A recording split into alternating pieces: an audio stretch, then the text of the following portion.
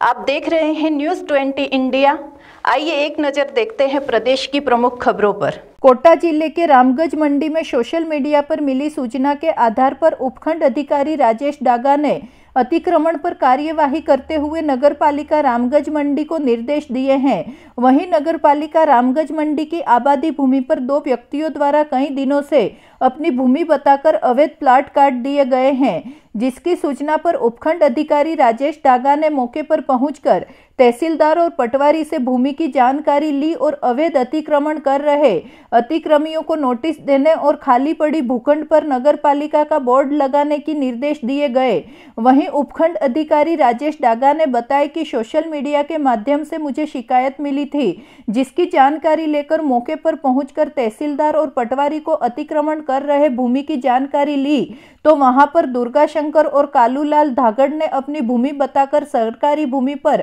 करोड़ों रुपए के प्लॉट काट दिए हैं। इस पर एसडीएम ने नगरपालिका को अतिक्रमियों को नोटिस जारी कर सरकारी भूमि पर प्लॉट काटने वाले के खिलाफ मुकदमा दर्ज करवाने के निर्देश भी दिए। साथ ही एसडीएम ने आम जन से अपील भी की कि किसी भूमि को खरीदने से पहले भूमि की जानकारी ले। जो भूमि बेच रहा है क्या वह भूमि उसकी है या कोई सरकारी भूमि, अन्यथा सरकारी भूमि बेचने वाला व खरीदने वाले पर भी कानूनी कार्यवाही होगी। संवाददाता रवि मेहर की रिपोर्ट। रामगंज मंडी नगरपालिका की आबादी भूमि पर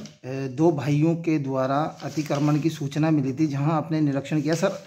क्या कार्रवाई हुई? सोशल मीडिया के माध्यम से मुझे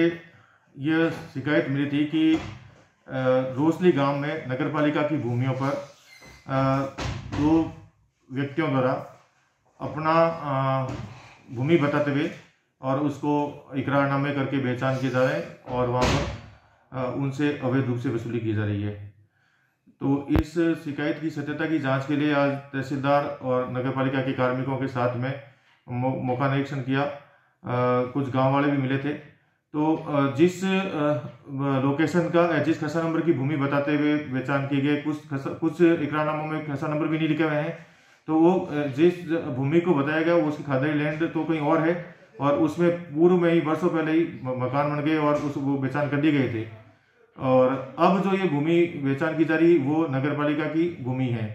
तो इस संबंध में हमने नगरपालिका के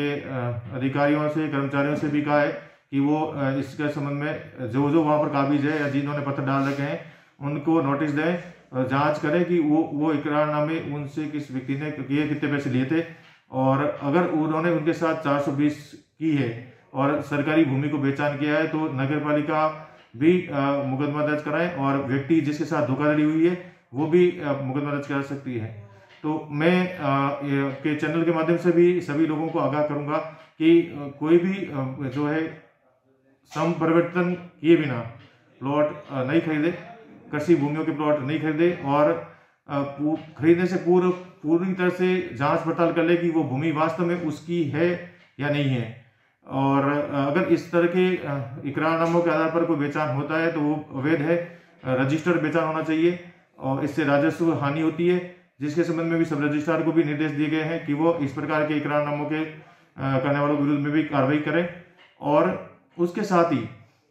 जिसके साथ में ये चीटिंग की गई है तो वो भी 420 का मुकदमा पुलिस में दर्ज कराए, क्योंकि वो भूमि उसकी नहीं थी और उसने अपनी बताते हुए उस भूमि का बेचान किया, तो वो एक तरह से उनके साथ बहुत बड़ी धोखाधड़ी है। तो इस संबंध में फिर से मैं सभी नगरवासियों से भी निवेदन करूंगा कि वो पूर्ण जांच पड़ताल के पश्चात ही कोई खरीदार कर रहे हैं, नहीं तो वो भी